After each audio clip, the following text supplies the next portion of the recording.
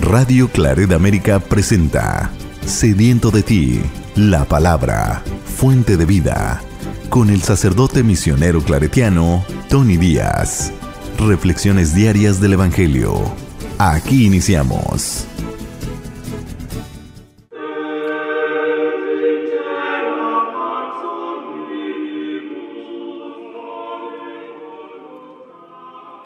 Bienvenidos hermanos a nuestras reflexiones bíblicas de las lecturas del día. Hoy es miércoles de la 18ª semana del tiempo ordinario, miércoles de la 18ª semana del tiempo ordinario. La primera lectura de hoy viene del profeta Jeremías, capítulo 31, versículos 1 al 7. En aquel tiempo, dice el Señor, yo seré el Dios de todas las tribus de Israel, y ellos serán mi pueblo. El pueblo de Israel, que se libró de la espada, halló misericordia en el desierto, y camina hacia el descanso. El Señor se le apareció de lejos. Esto dice el Señor: yo te amo con amor eterno, por eso siempre me apiado de ti. Volveré pues a construirte y serás reconstruida, capital de Israel. Volverás a tocar tus panderos y saldrás a bailar entre músicos y coros. Volverás a plantar viñas en los montes de Samaria, y los que las planten las disfrutarán.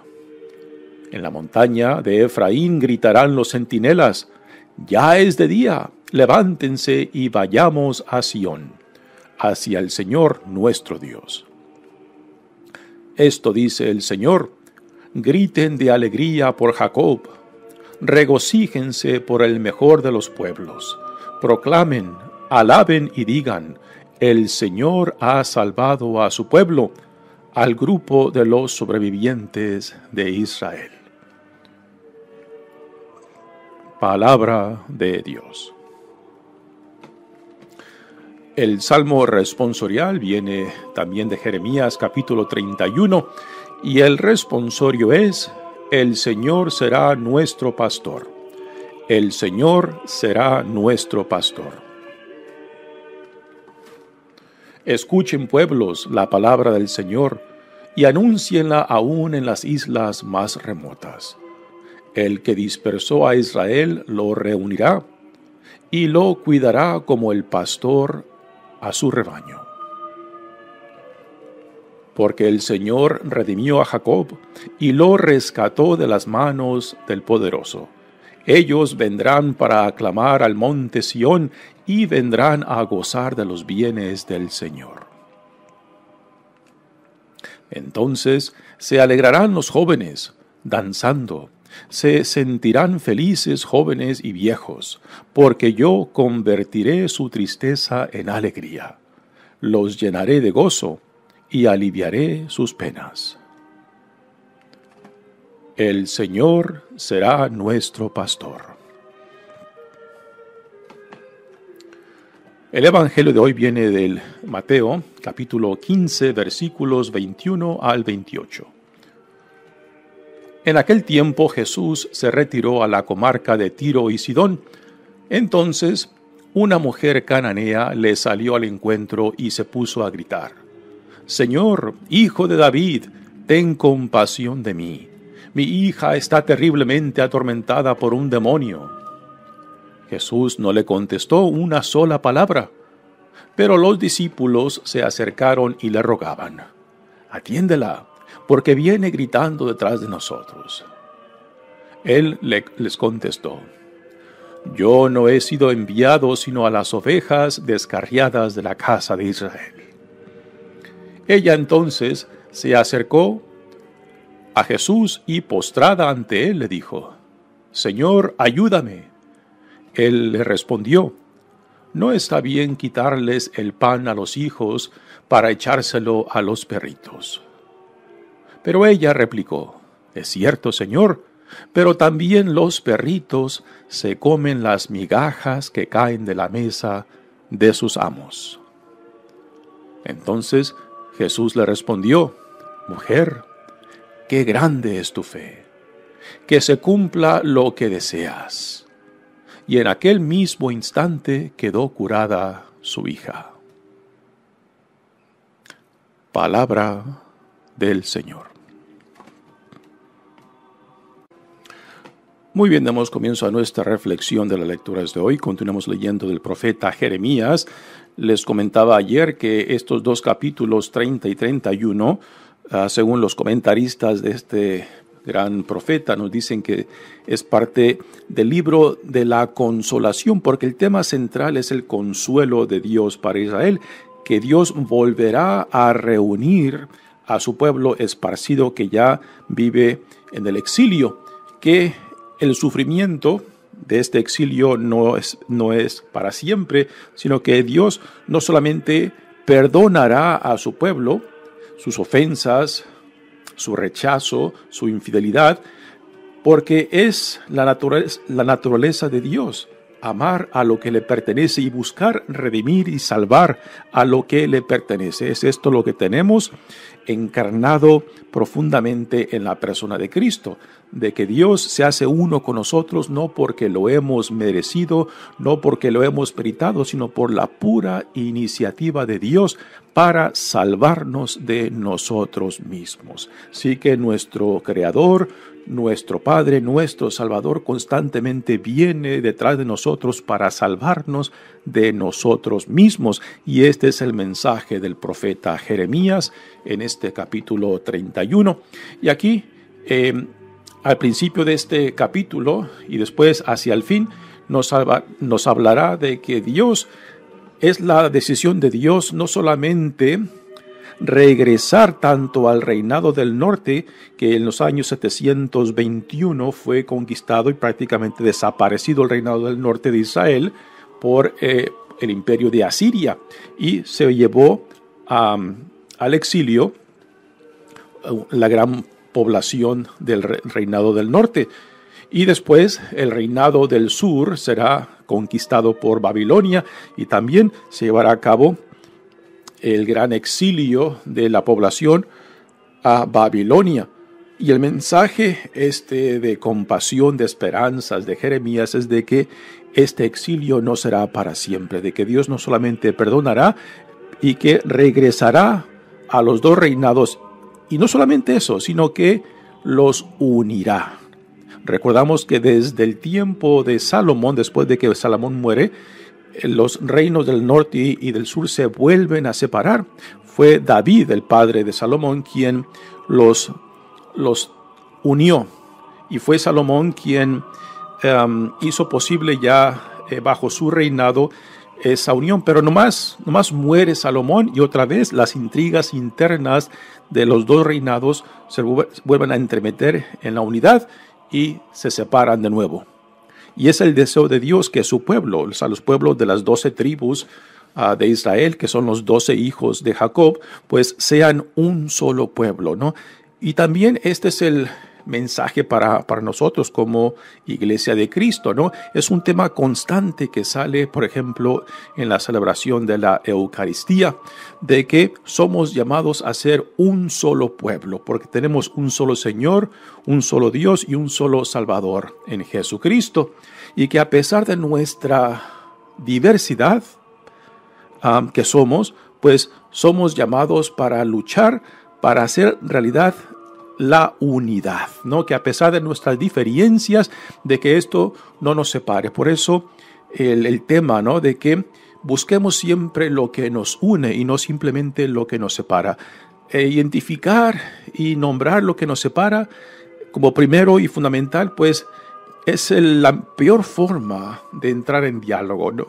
Yo creo que para que un diálogo honesto se lleve a cabo, hay que ir en busca de lo que nos une, de lo que tenemos en común.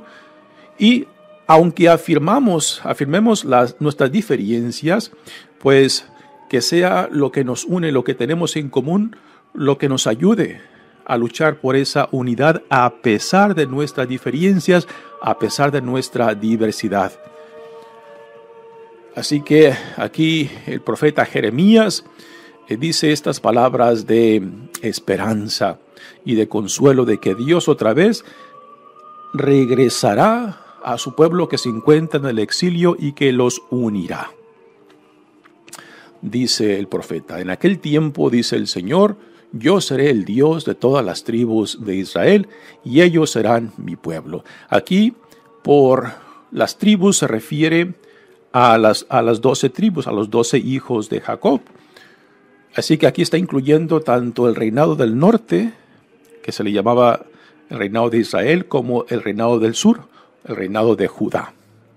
Y ellos serán mi pueblo. Esta es la fórmula clásica: yo seré su Dios y ellos serán mi pueblo. El pueblo de Israel, que se libró de la espada, halló misericordia en el desierto y camina hacia el descanso. Aquí Jeremías está haciendo referencia al pueblo de Dios en el exilio, que se ha mantenido fiel a la alianza que Dios hizo con su pueblo, que aunque vivan en el exilio, aún ahí son llamados a mantenerse fiel a la alianza, o sea, a no caer en la decadencia, a no dejarse arrastrar por la atracción de otros dioses y de otras formas de vida que los alejen de la forma de vida que Dios los selló por medio de la alianza. Así que cuando habla de los que se libraron de la espada, se refiere a los que se mantienen fiel a Dios y a la alianza aún en el exilio. Y que de estos serán, digamos, las semillas que Dios utilizará para regresar a Israel a la gloria. Y camina hacia el descanso, dice: el Señor se le apareció de lejos.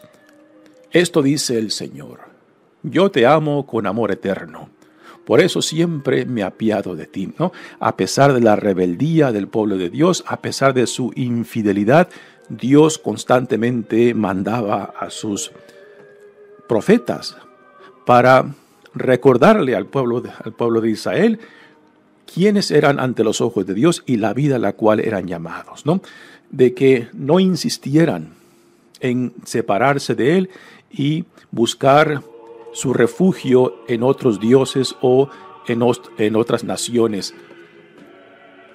Se volverás a tocar tus panderos y saldrás a bailar entre músicos y coros. Volverás a plantar viñas en los montes de Samaria. Aquí se está refiriendo al reinado del norte, cuya capital era Samaria, y los que las planten la disfrutarán. Así que esta imagen del cultivo, de que plantarán las uvas y también cosecharán el fruto y se aprovecharán del fruto de la uva. En la montaña de Efraín gritarán los centinelas: ya es de día, levántense y vayamos a Sión, hacia el Señor nuestro Dios. Aquí está utilizando una imagen que era muy común entre el pueblo de Dios, los centinelas, que anunciaban tanto la caída del sol como el nacimiento del nuevo día, o sea, el levantamiento del sol. ¿Por qué son importantes estos? Porque el día empieza, por ejemplo, el día de mañana empieza en la caída del sol de hoy. Y el día de mañana termina en la caída del sol de mañana. Así que de caída del sol a caída del sol es ya el día. Nosotros medimos el día con las 12 de la medianoche de hoy a las 12 de la medianoche del mañana, ¿no? Así que aquí se está hablando de una forma diferente de medir un día. Y también eso tiene importancia porque al caer el sol de hoy, pues ya empieza el nuevo día de mañana. Y esto en referencia para guardar el sábado. ¿Cuándo empieza el sábado y cuándo empiezan las obligaciones de guardar el sábado? Pues en la caída del sol de hoy. Y el sábado pues terminará, las obligaciones de guardar el sábado terminarán en la caída del sol de mañana. Y también el centinela pues no solamente anunciaba cuándo exactamente era el comienzo de mañana en la caída del sol de hoy, y también cuando se cerraba el día de mañana, en la caída del sol de mañana, pero también en el levantamiento del sol, pues también tiene cierto significado para la vida diaria de la comunidad judía. Así que el centinela anunciaba no solamente la caída del sol, sino también el levantamiento del sol. Así que esto es la referencia que hace de los centinelas, que eran puestos en un lugar elevado para así poder medir en cierta manera cuando el sol caía y cuando el sol nacía. Después dice: esto dice el Señor, griten de alegría por Jacob, regocíjense por el mejor de los pueblos, proclamen y alaben y digan: el Señor ha salvado a su pueblo, al grupo de los sobrevivientes de Israel. Nuevamente aquí, utilizando otra expresión diferente, a los sobrevivientes, hace la misma referencia cuando habló de los que se libraron de la espada al principio de esta lectura. Y los sobrevivientes serán otra palabra que se utiliza, los remanentes, o sea, los que se han mantenido fiel al Señor aún en medio del exilio. Y estos serán, en cierta manera, pues el semillero que Dios utilizará para volver a reconstruir, para regresar a Israel a la gloria. Así que el mantenerse fiel, aún en medio del exilio, era de suma importancia, porque estos serán las semillas que después darán nueva vida. Quizás esto nos recuerde a nosotros, ¿no? Que aun cuando la mayoría en torno a nosotros piensa, ¿no?, de que Dios ya se ha ido, Dios no nos quiere, Dios nos ha abandonado, ¿no? De que se mantenga el grupo de sobrevivientes, al grupo remanente, que aún en medio de la dificultad, en medio de las tribulaciones, se mantengan firmes, porque son como las brasas en un fuego que hacen posible que el fuego siga ardiendo, ¿no? Porque cuando se han apagado todas las brasas, entonces, ¿de qué se va a mantener la comunidad si ya no hay hombres y mujeres que mantengan viva la fe? No, pues igualmente los remanentes o los sobrevivientes son estos, que aún en medio de la dificultad, en medio de la oscuridad, en medio de los sufrimientos, mantienen la fe ardiendo, para que siga dando esperanzas, aunque sean pocos, pero que por lo menos se mantenga esta esperanza, esta luz, este calor, estas brasas que hagan posible un resurgimiento y una nueva vida fundada en el Señor. Muy bien, pasemos ahora al Evangelio de hoy. Continuamos leyendo del Evangelio de Mateos. Y aquí entramos al capítulo 15. Y para mí, esta es una de las escenas que me encantan. Y cada vez que la leo, ya en los diferentes evangelios, siempre me trae una sonrisa. Una sonrisa, ¿por qué? Porque es una de las escenas en las cuales Jesús sale brillante, en el sentido de humildad, de dejarse evangelizar por una mujer que no es judía. Jesús se encuentra en un territorio no judío, Tiro y Sidón, que son dos ciudades pegadas a la costa del Mediterráneo, y tradicionalmente esta región pertenecía a los que vivían del mar Mediterráneo. Y al pueblo eran los fenicios, que tenían una tradición muy fuerte de ser buenos marineros.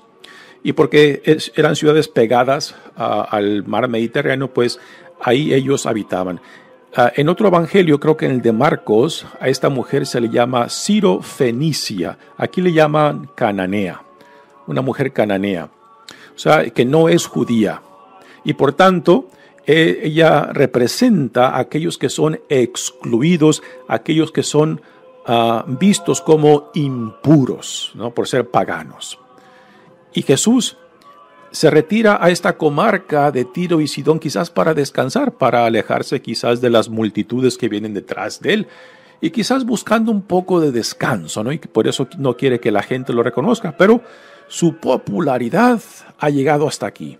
Y esta mujer se ha enterado, y esta mujer tiene una una urgencia tremenda. Su hija está enferma y ella ha escuchado que Jesús el Nazareno se encuentra en su comarca y no pierde la oportunidad de ir a buscarlo y pedirle que le sane a su hija, ¿no? Y esta es la escena que se nos presenta en este evangelio. Dice: en aquel tiempo Jesús se retiró a la comarca de Tiro y Sidón. Entonces una mujer cananea le salió al encuentro y se puso a gritar. Así que es una mujer que no es judía, una mujer que es excluida del pueblo de Dios y que es considerada impura, o sea, de que un judío no podía tener contacto cercano con tales personas, ¿no? Y por eso quizás ella desde lejos, quizás siendo respetuosa a este Jesús el Nazareno judío y sabiendo que a un judío no se le puede acercar a ella, pues de lejos le gritaba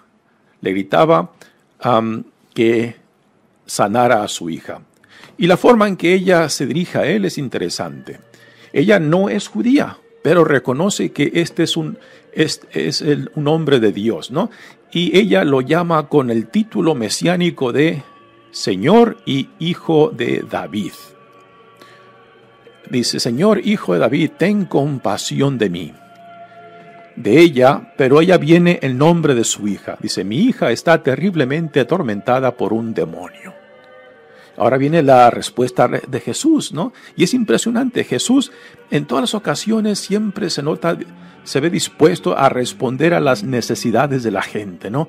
Pero aquí se encuentra fuera del territorio de Israel y él quiere quizás descanso, ¿no? Y parece ignorar a la mujer, lo cual a primeras es algo interesante, ¿no? De que Jesús se haga sordo a esta petición, a esta necesidad de esta mujer que le viene a pedir por su hija. Jesús no le contestó una sola palabra, el silencio, ¿no? Y el silencio también dice mucho, ¿no? Jesús la está ignorando. Ahora, hay muchos que buscan defender a Jesús, ¿no?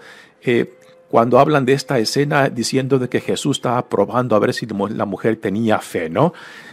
Yo creo, para mí ese argumento no tiene mucho sentido, ¿no?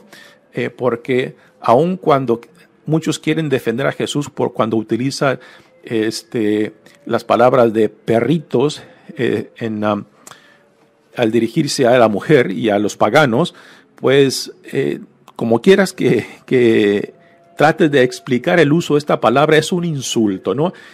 Para los judíos, cuando hablaban de paganos, se dirigían como utilizando los animales de perros o cerdos para referirse de que eran gente impura, gente con la cual no podían tener contacto, ¿no? Y los llamaban comúnmente como perros o cerdos, porque tanto el perro como el cerdo en la comunidad judía son animales impuros, ¿no? Y es así como Jesús se refiere a esta mujer. Jesús no necesita ser defendido, Jesús se defiende a sí mismo, ¿no? Y aquí no hay ninguna necesidad de defender a Jesús, por qué se refiere a esta mujer de esta manera, ¿no? Para mí, la belleza de esta escena es como Jesús, con gran nobleza de corazón y con tremenda humildad, reconoce de que aún en este lugar fuera de la comarca de Israel, en una mujer que ni siquiera es judía, se manifiesta el Espíritu de Dios que lo deja sorprendido a él.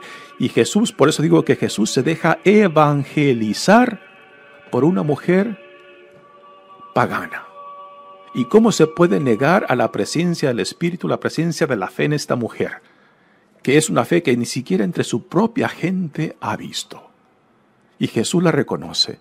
Y por eso Jesús no se puede negar ante esta manifestación tanto de fe como del Espíritu de Dios. Ahora, Jesús le responde a su petición con silencio. Y los discípulos tratan de intervenir para que la atienda y los deje en paz. Quizás Jesús y los discípulos buscan descanso y por eso quizás se fueron a esta área de Tiro y Sidón. Así que los discípulos le dicen: atiéndela, porque viene gritando detrás de nosotros. Él le contestó: yo no he sido enviado sino a las ovejas descarriadas de la casa de Israel. Esto fue lo que Jesús mismo les dijo a sus discípulos cuando los envió para que fueran una extensión de él mismo, de que fueran solamente a las ovejas descarriadas de Israel. Y Jesús aquí está simplemente repitiendo lo que él mismo les ha dicho a sus discípulos. Pero Jesús aquí se topa con la gran sorpresa, ¿no? De que aunque su misión está solamente dentro del territorio de Israel y a las ovejas descarriadas de Israel, el Espíritu de Dios parece que tiene otras ideas. El Espíritu de Dios se manifiesta claramente en esta mujer por la fe que tiene. Y repito, una fe que Jesús ni entre su propia gente, entre su propio pueblo, ha encontrado. Sí que aquí empieza un juego de palabras, ¿no? Aquí empieza un juego de palabras. Yo no he sido enviado sino a las ovejas descarriadas de la casa de Israel. Después ella se acercó entonces a Jesús y postrada ante él le dijo. Así que Jesús primero la ignoraba y después le dice estas palabras que él no tiene nada que ver con esto, puesto que él fue enviado para las ovejas descarriadas de Israel, y la mujer se le planta enfrente, ¿no? No me quieres escuchar. Ella se le planta enfrente, se le arrodilla y le pide, Señor, ayúdame. Él le respondió, aquí le responde a Jesús con otras palabras, como quieras que la barajíe, son palabras de insulto, ¿no? No está bien quitarles el pan de los hijos para echárselo a los perritos. Es la expresión de Jesús en torno a la petición de la mujer. Pero ella le responde, de cierta manera yo cuando imagino, me pongo en esta escena y me pongo en la persona de la mujer, ella pudo pensar, a mí dime lo que quieras, a mí insúltame como quieras, si deseas, ¿no? Pero a mi hija me la vas a sanar, ¿no? Y esta es la gran fe de esta mujer, ¿no? A mí llámame como quieras, llámame perrito, llámame cerdo como quieras, pero a mi hija me la vas a sanar, ¿no? Esta es la fe que yo me imagino de esta mujer, que fue lo que Jesús percibió en ella. ¿Y cómo se puede negar ante esta manifestación de fe? Algo similar que podemos utilizar es cuando Pedro tiene esa visión en los Hechos de los Apóstoles, que donde baja un mantel del cielo con diferentes animales, y Dios le dice, mata y come, y Pedro en la visión dice, no, Señor, mis labios nunca han tocado algo impuro. Y Dios le dice, no llames impuro a lo que yo he hecho puro, ¿no? Y en ese instante vienen unas personas para llevarse a Pedro a la casa de Cornelio, un pagano, lo cual un judío simplemente no podía hacer. Y la gran sorpresa de que Pedro, al entrar a la casa de Cornelio, el Espíritu Santo se manifestó en él y en su familia, ¿no? Y Pedro dijo, bueno, ¿y quién soy yo para negarme esto? Puesto que el mismo Espíritu que se nos dio a nosotros ahora está manifestado en este hombre y su familia, ¿no? ¿Quién soy yo para cerrarme a la presencia de Dios? Y es aquí lo que vemos en Jesucristo. ¿Quién soy yo para cerrarme a esta manifestación de fe? A esta manifestación del Espíritu de Dios en esta mujer que ni siquiera es judía, pero que manifiesta una fe que ni entre mi propio pueblo yo la he visto, ¿no? Y es ahí donde yo veo la gran nobleza, la belleza del alma de Jesús, de que se deja evangelizar por esta mujer pagana. Y es ahí donde para mí la imagen de Jesús resalta. Digo, wow. Porque él muy bien le pudo haber dicho a esta mujer, ¿cómo te atreves a hablarme así? ¿Quién eres tú, mujer? ¿No? No. Jesús es noble de corazón. Y Jesús, en su humildad, reconoce que desde donde ella se atreve a hablarle a Jesús, manifiesta una fe profunda. Y él no se puede cerrar a esto, ¿no? Y repito, esto para mí engrandece a la figura de Jesús enormemente. Por su humildad, por su nobleza y por su dejarse evangelizar por esta mujer. Repito, que no es ni siquiera judía. Es cierto, Señor, pero también los perritos se comen las migajas. Hasta la mujer dice, con las migajas es suficiente, Jesús. Como otras personas antes pensaban, con tan solo tocarle la ropa, con eso será suficiente. Con las migajas, Jesús, mi hija quedará sana, ¿no? ¿Y cómo Jesús se va a cerrar ante esta manifestación de fe? Y Jesús le responde. O sea, el juego de palabras, Jesús pierde contra la mujer. O sea, la mujer vence. Jesús se dirige a ella con un insulto y ella le responde y dice, me has vencido, me has ganado. Tu fe verdaderamente es imposible de negar, ¿no? Entonces Jesús le dice, mujer, qué grande es tu fe, que se cumpla lo que deseas. Y en aquel mismo instante quedó curada su hija. Repito, para mí, cada vez que leo esta escena, siempre me trae una sonrisa porque para mí resalta la nobleza, la humildad de Jesús que se deja evangelizar, porque a veces los que pretendemos ser los expertos, tanto en Dios como en la religión, como en la iglesia, a veces somos los más cerrados, los más cuadrados, ¿no? Cuando no nos dejamos evangelizar. Y aquí Jesús nos modela el dejar que el Espíritu de Dios nos abra más el horizonte de lo que Dios está haciendo, cómo Dios está actuando, y también nos dice quiénes tienen acceso a Dios y quién no tienen acceso. Eso solamente Dios lo decide. Yo no lo decido, ni nadie lo decide más que solo Dios. Y aquí Jesús claramente se está dando cuenta. ¿Quién tiene acceso a la fe? ¿Quién tiene acceso al Espíritu de Dios? Eso solamente Dios, mi Padre, lo determina, y aquí me lo está manifestando. ¿Y quién soy yo? Yo diría, ya pensando, poniéndole quizás palabras a Jesús en sus labios, ¿y quién soy yo para negarme a recibir este don de fe de esta mujer, ¿no? Nuevamente, mi nombre es Padre Tony Díaz, misionero claretiano. Que Dios los bendiga. Radio Claret América presentó Sediento de ti, la palabra. Fuente de vida. Sus comentarios son importantes. Contáctenos en radioclaretamerica@gmail.com.